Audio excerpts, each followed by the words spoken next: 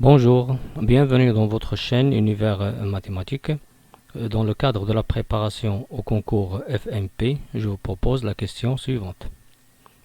Soit S égale à sigma pour k varie de 1 à n de 2k moins 1 et un, la suite définie par 5 à la puissance n plus moins 3 à la puissance n sur 2 à la puissance n plus 3 fois moins 1 à la puissance n, et Vn qui est égal à n plus sinus n sur n moins sinus n avec n supérieur strictement à 1, et Wn la somme n sur n carré plus 1 plus n sur n carré plus 2 plus jusqu'à n sur n carré plus n.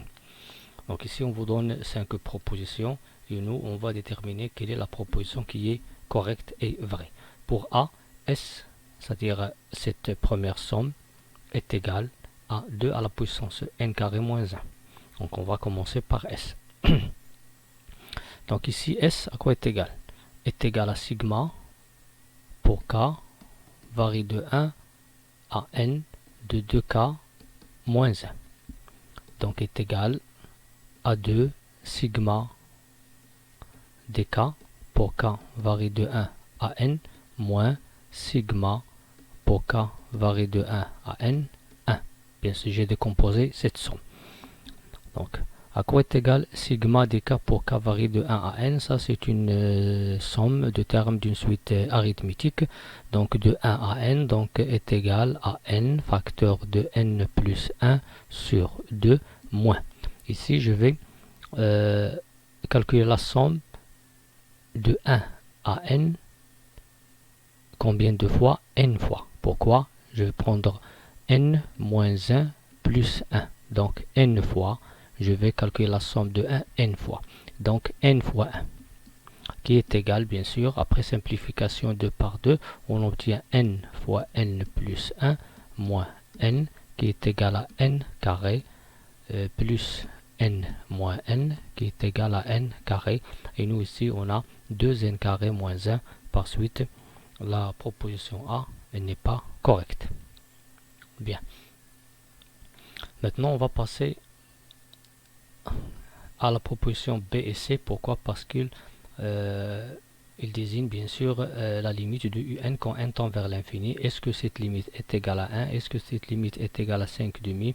Ou bien il est différent de 1 et différent de 5 demi? Donc pour calculer la limite de la suite un quand n tend vers plus l'infini, on va utiliser la limite de q à la puissance n qui tend bien sûr vers plus l'infini quand q est supérieur à 1 et qui tend aussi vers 0 si q est compris entre moins 1 et 1.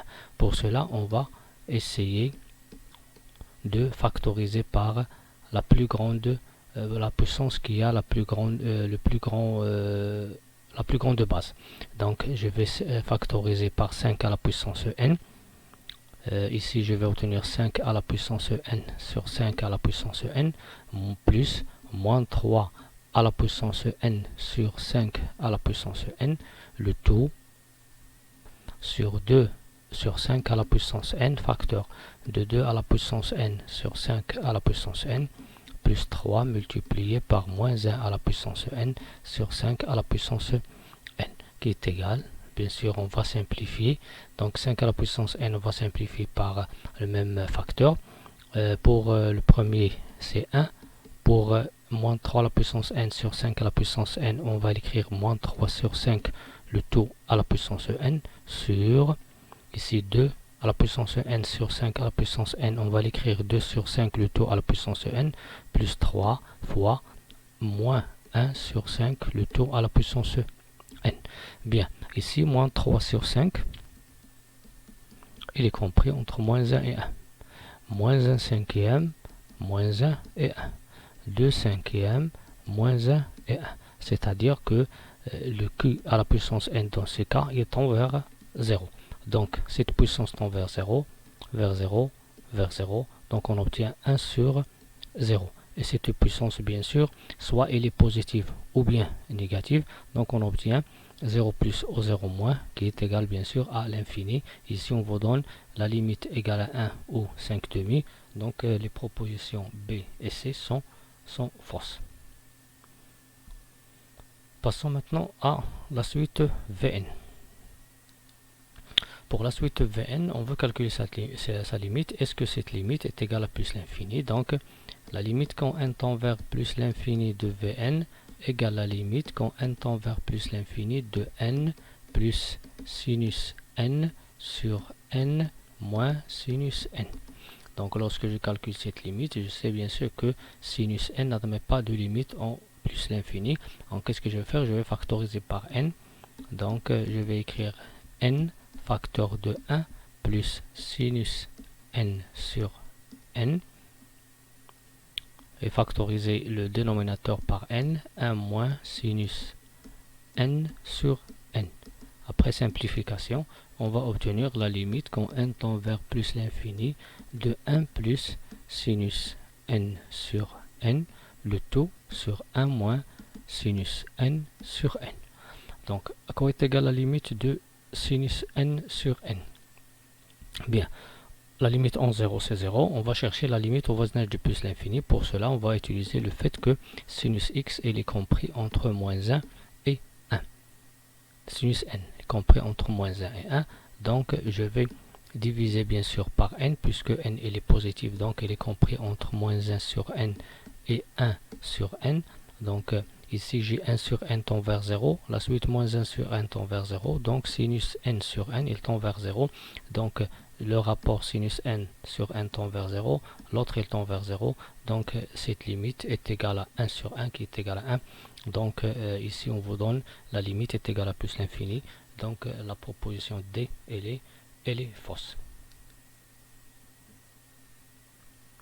Bien, donc maintenant je peux dire que la réponse ou bien la proposition qui est correcte c'est la proposition E, la dernière proposition, c'est-à-dire que la limite du Wn égale à 1. Bien, mais pour bien sûr montrer que cette limite est égale à 1, j'ai ici une somme de termes d'une suite. Donc pour calculer la limite d'une somme, je vais essayer de l'encadrer. Donc c'est quoi Wn maintenant? C'est sigma pour k varie de 1 à n de n sur n carré plus k.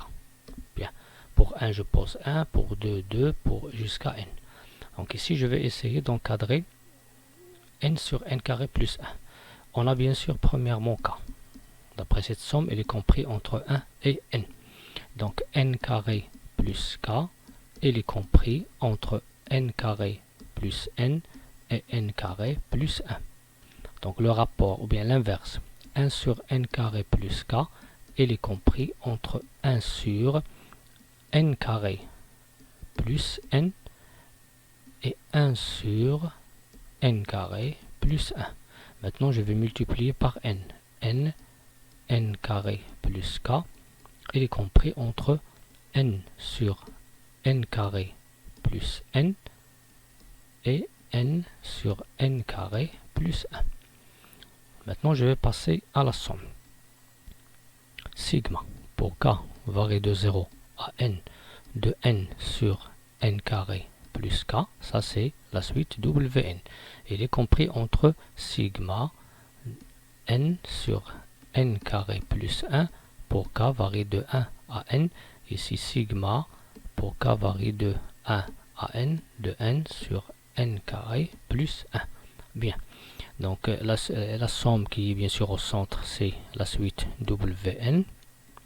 Ici, bien sûr, j'ai n sur n carré plus 1 qui ne dépend pas de k. Donc je vais écrire n sur n carré plus 1 fois sigma pour k varie de 1 à n de 1. De même ici, n sur n carré, ici, j'ai n. Donc n sur n carré plus n multiplié par sigma de 1 pour 1 varie de 1 à n, parce que n sur n carré plus n ne dépend pas de k. Donc sigma de 1 pour k varie de 1 à n est égal à n, c'est n moins 1 plus 1, de même ici n. Donc on va obtenir Wn est compris entre, donc ici j'ai n multiplié par n, je vais obtenir n carré sur n carré plus 1, ici je vais obtenir n carré sur n carré plus n. Quand n tend vers l'infini, la plus grande puissance sur la plus grande puissance, il nous donne 1. De même ici, il nous donne 1. Donc la suite Wn, il tend vers 1. C'est-à-dire que la proposition qui est correcte, c'est la proposition E. Merci.